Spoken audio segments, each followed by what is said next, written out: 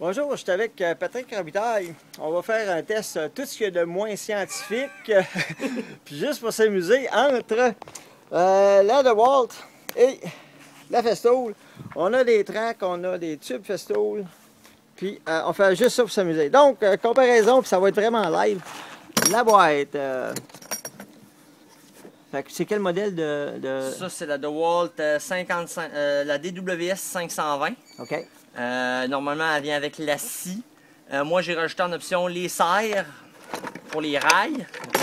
Puis, j'ai la... On regardera ça tantôt. J'ai l'accessoire aussi pour installer la toupie sur le rail, pour compatible avec les toupies DeWalt Porter Cable. OK. Donc, c'est ça. Donc, c'est la petite bête. Quand OK. même assez pesant, peut-être une dizaine de livres, mais travaille très bien. En tout cas, OK. c'est la mienne. OK, la boîte de la Festool. Là, avec la Festool dedans, on a, c'est la TS55 avec son rack pour avoir mettre des lames supplémentaires, puis les petites serres. Fait que ça, moi, j'ai pas d'option parce que c'est comme ça. Puis les tubes, on parlera pas de ça. Sinon, OK, peut-être test de compatibilité. Bien, évidemment, Festool est compatible Festool. J'essaie de rentrer pour ça rentre. Ça rentre. Bon, on a un gagnant pour ça. Puis pour l'autre, est-ce que... Ça rentre probablement. Avec beaucoup d'amour. Ouais, ben, sauf qu'un coup rentré, je pense pas qu'elle va se sauver. Bon, ben voilà. Bon, je dois avouer que je suis surpris, mais content de voir ça. OK. Côté, la manière... Là, tu connais ceux-là, comment ils s'installent? Ben, la track, dans le fond, est assez simple. Pour DeWalt, on a des strips antidérapantes. Normalement, on n'a pas vraiment besoin des serres. La majorité du temps, on peut se passer des serres. C'est juste que ça garantit que la track ne bouge pas. Les serres sont très faciles à utiliser. Montre donc ça, ouais. Simplement qu'à placer ma... À quoi ça a l'air, une serre? Les serres sont ici. Donc, serre de type pistol grip en anglais, là, les serres à une main. Donc, simplement, on la rentre ici dans le milieu, puis on vient barrer. OK, comme les grips, là, les Irving. Même chose que les Irwin, les Quick Grip, même principe. OK. Il suffit de la barrer en place. Après ça, ça va plus nulle part. Comme je dis, c'est tout à fait non scientifique et c'est surtout pas très prévu d'avance. Prendre le temps de déplacer. OK, ça fait tout en ligne vis-à-vis. Puis là, de la manière c'est fait, à coupe exactement. À coupe exactement au bord. La première fois, quand on reçoit la track, on se trouve à couper une petite lisière de caoutchouc, à peu près l'équivalent, peut-être la moitié de la largeur de la lame, de sorte qu'après ça, on a une référence fiable. OK, puis ça, même si c'est juste comme ça, tu n'as jamais dérangé. Ça n'a jamais bougé. OK. Ça tient là, assez solide. Bon, ben, moi, je vais donner...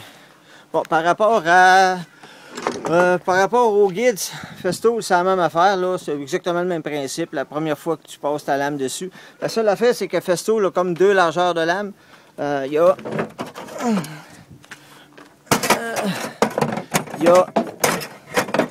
a leur lame là, qui vient par défaut, qui est plus mince que leur grosse lame. Ça fait que ce qui se passe, c'est que si tu utilises une petite lame, ben là, puis après ça, tu utilises la grosse lame, ben là, tu es un petit peu décalé. DeWalt, la lame, sur la DeWalt, la lame, c'est 3/32e de pouce. Je sais pas si c'est une lame plus large, c'est la seule que j'ai utilisée. OK. Bon, puis moi, bien évidemment, là, j'ai essayé, je me cacherai pas que j'ai essayé des Freud parce que, bon, on passe au commentaire. Au niveau de l'antidérapant, c'est la même chose. J'ai juste 2 antidérapants versus 4 antidérapants. Ben, dans le fond, tu en as 2 ici. Ouais. Les 2 au centre, c'est les antidérapants. Ici, ça, c'est le guide de couple. Okay. Parce que la track, la DeWalt, la particularité qui est unique à DeWalt, c'est que la track est bidirectionnelle. Je peux l'utiliser autant sur un bord que sur l'autre. Oh, je savais pas ça. OK. Il y a juste DeWalt qui a ça comme système actuellement. Ah, tu vends-tu du DeWalt, toi? Okay. Non! Moi, en tout cas, une chose, c'est sûr, je vends pas de Festool. Je l'ai pas juste pensé, celle-là. Hein? OK. Puis pour ça, bon, Festool a plusieurs modèles. Ça, c'est probablement leur modèle Bas de gamme. El Chipo. Mais ça fait super la job. Donc, c'est assez simple. C'est sur le même principe. Ça rentre ici. Ça rentre ici. T'enlèves le plus gros en faisant ça. Ça serre. Et tu tournes et ça serre. Et ça serre solide. Ça sert vraiment solide. Ça, il faut donner ça. Une chose, par contre, que je leur reprocherais, si tu as un espace restreint pour serrer, comparativement à la DeWalt, on n'est pas capable de serrer. Tu as tout à fait raison, mais ben là, tu m'as enlevé les mots de la bouche parce que tu as été plus vite que moi. Donc, OK. Test de compatibilité. Donc, maintenant, la DeWalt sur... As-tu l'air d'être... OK. Puis si baisse donc là, voir ce que ça donne. J'accrocherai dans le strip, mais je ne toucherai pas à l'aluminium de la track. Excellent. Bon, donc, je serais capable de passer. Tu pourrais utiliser le DeWalt sur les tracks Festool. Puis moi, je suis têté un peu. Je veux juste... OK, il y a un petit jeu, mais je vois que ça s'ajuste. Oui, sauf que l'ajustement, comme tu peux... Ce que tu n'as pas vu, par contre, c'est que l'ajustement, il se fait sur la cosse... Non, il marcherait sur les deux. Ah, ça marcherait sur les deux. Ça marcherait sur les deux? Actuellement, moi, il est ajusté parce que sur la DeWalt, il va utiliser la rainure qui est plus au centre de la scie, tandis que sur la Festool, on utilise l'autre. Donc, il faudrait simplement le réajuster, puis on serait capable. Hey, moi, je pense que... OK, ben, je commence à... OK, puis toi, c'est deux sens, moi, la mienne. OK, ça fait que là, on essaye... Oh, un affaire qui est le fun, la Festool, c'est que le fil est à part. Non, toi, t'es-tu capable de lâcher le fil? Non, ça, pas sur la DeWalt. OK. C'est à peu près ça, le fil. Le fil est à part, faut donner à Festool qu'est-ce qu'ils ont. Puis les fils sont compatibles sur toutes les... Bon. Évidemment, Festool est compatible sur Festool. Peux-tu s'asseoir voir sur l'autre track? Heureusement, je crains que ça ne rentrera pas. Et... Bon, ça ne rentrerait pas. Là, de toute façon, je serais trop loin, du bord de la track. Non, je pense que c'est assez clair comme démo. Là, c'est juste bizarre, le soleil il est juste vis-à-vis du poteau de téléphone. Mais c'est pas grave, je pense que... Puis si on voit... Oh non, puis ça donne absolument rien. Là. Je veux dire, ça rentre... Oups.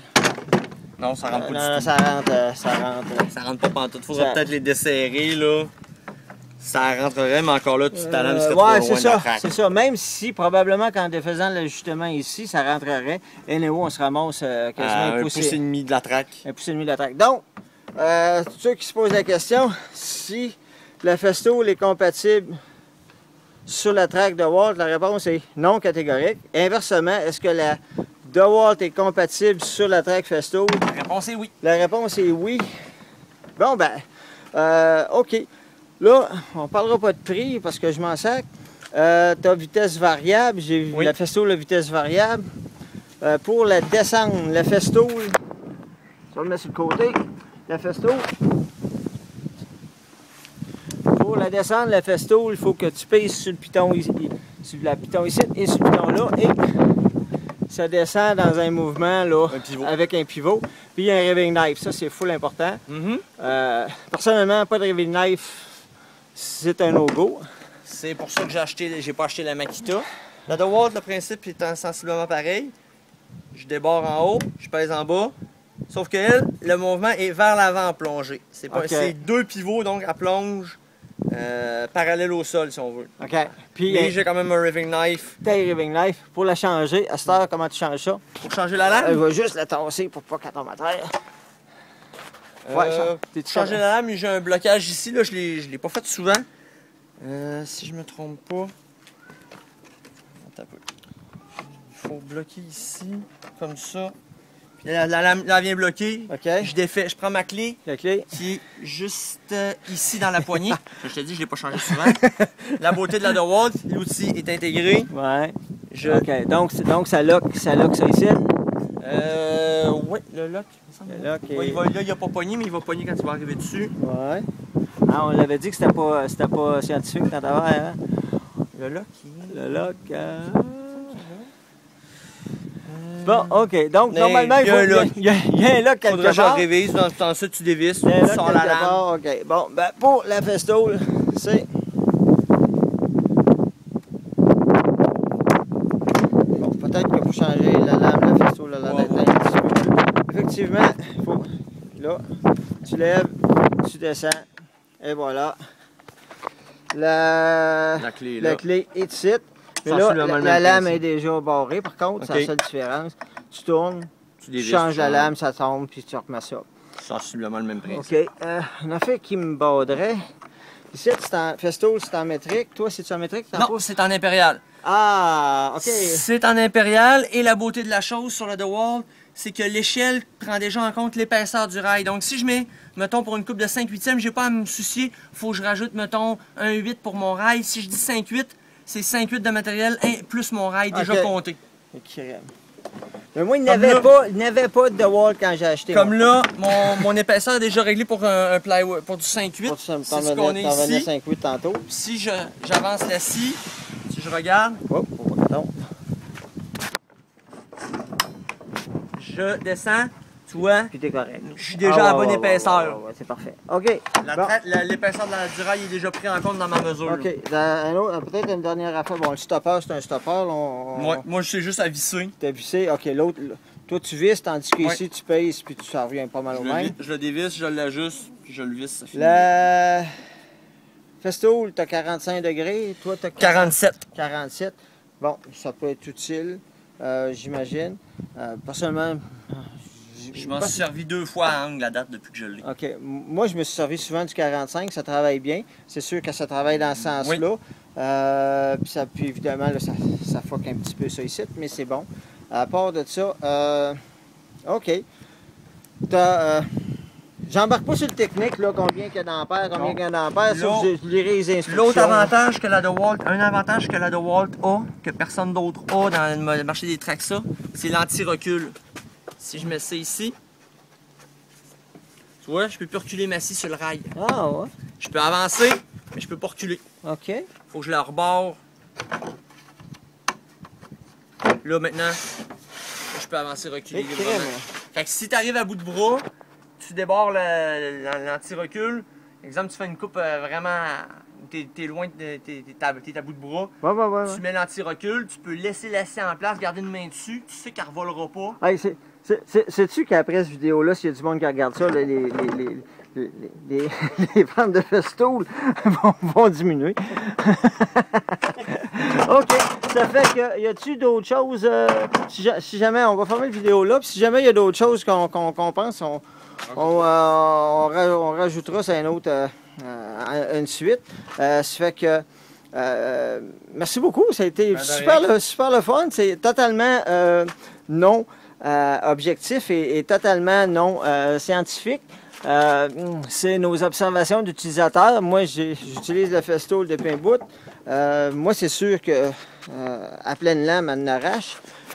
Mais c'est surtout ça que je fais. Le Festool, toi, tu dis que tu n'as pas de problème avec. Le DeWalt, moi, j'ai jamais eu de problème à date. J'ai coupé mon dessus d'établi quand je l'ai assemblé. C'est 4 épaisseurs de Merisiérus, 3/4 de pouce. Je l'ai coupé avec ça. Puis j'ai pas eu de problème dessus. Il a fallu que je le retourne de bord parce que c'était trop épais. Mais la première coupe s'est faite là. J'étais à plein dedans puis je n'avais pas de problème. Là, c'est sûr que toutes les statistiques, les longueurs, les largeurs de lame. Ah, c'est-tu les mêmes lames? Ah, là, on n'est pas capable d'enlever la tienne.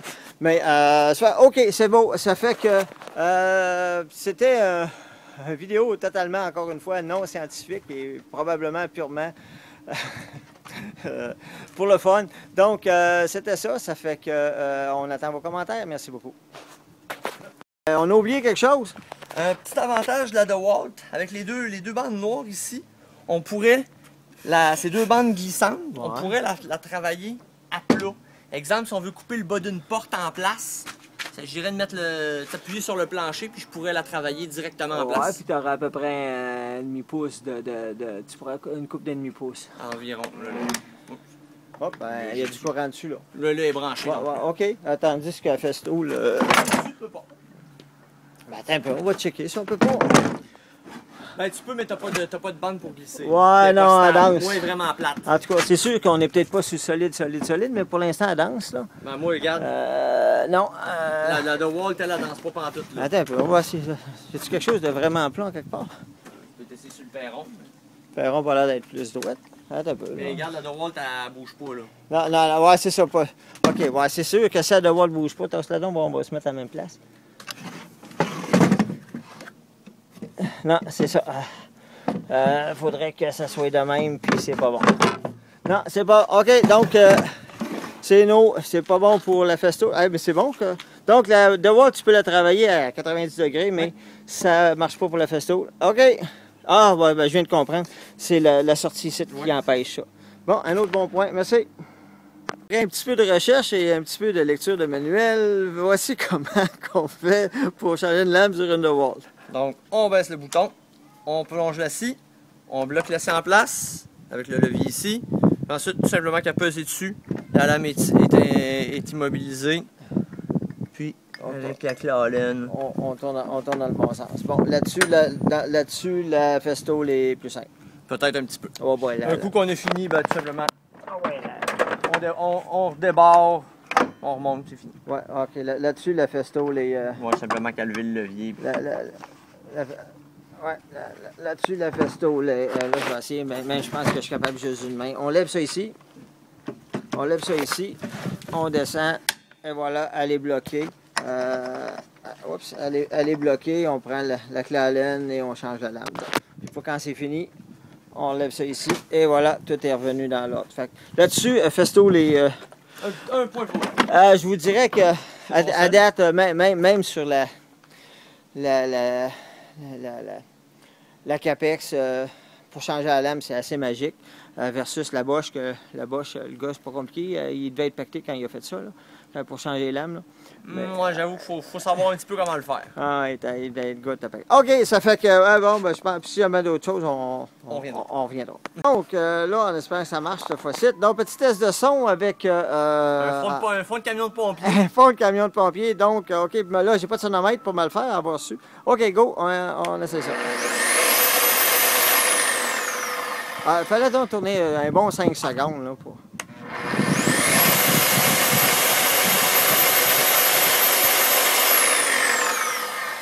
OK.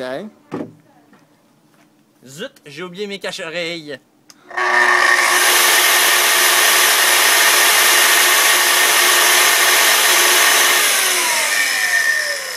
Sans terre, même les camions de pompiers. OK. On s'entend que c'est beau, ça fait que c'est clair. Ça, c'est un point pour la DeWalt. OK, merci.